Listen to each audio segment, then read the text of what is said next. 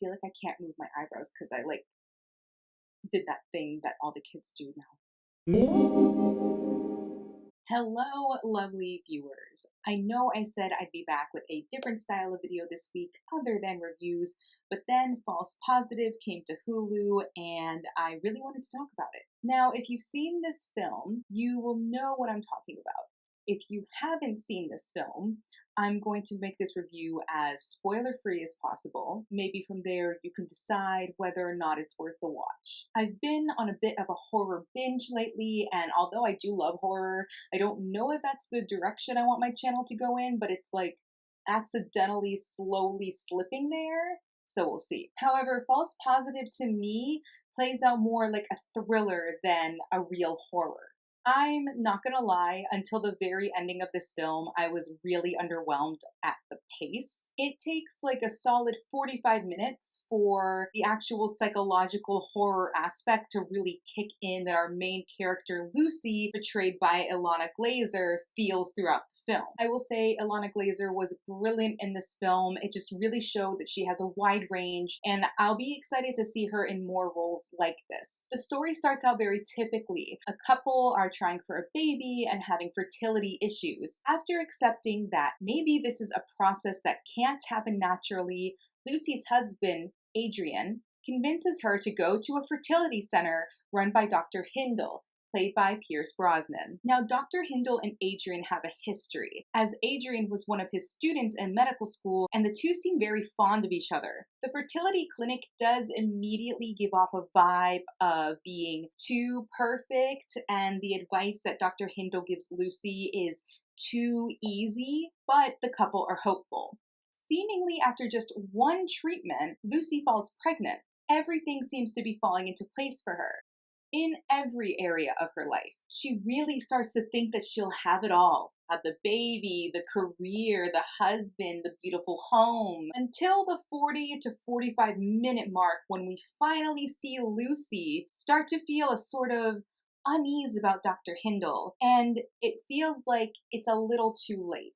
The rest of the movie feels like it's trying to make up for lost time when it comes to the horror aspect. The structure of the meat of the story, the middle of it, is not very intriguing and it's scattered. It feels disorganized and slow. Most of the movie focuses on Lucy having moments where she isn't sure if the gut feeling she has about something being off with the fertility clinic and her own body are real or if they're just in her head. The film puts an emphasis on baby brain or mommy brain and how it makes the reliability of Lucy's reality very low to non-existent.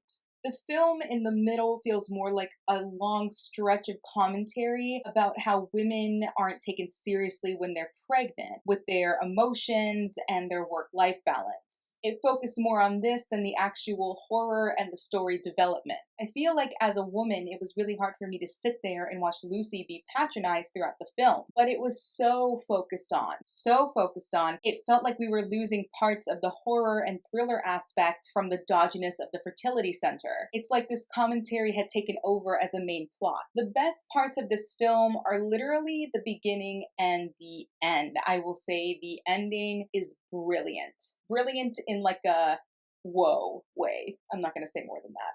A24 has such a specific style, and I didn't see or feel that until the end of the movie when scenes start to become a little bit more surreal. I've heard it from other reviews, and I felt it immediately when I started watching the film. This feels like a modern take on Rosemary's Baby, but it just doesn't hit the mark.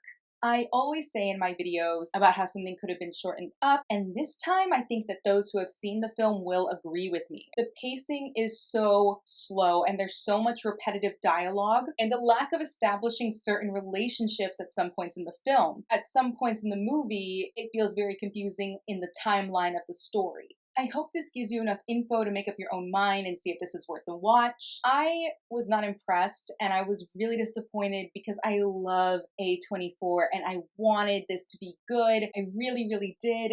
They just have such a touch of magic to them, those A24 films, and it's really sad that this movie didn't when it definitely had the potential. The plot 100% had the potential. Before I sign off, I want to thank you for watching this video. I talk about film, TV, acting, art, all that jazz. If that interests you, why don't you go on and hit that subscribe button. And I'll see you next week with another video. Until then, watch something good.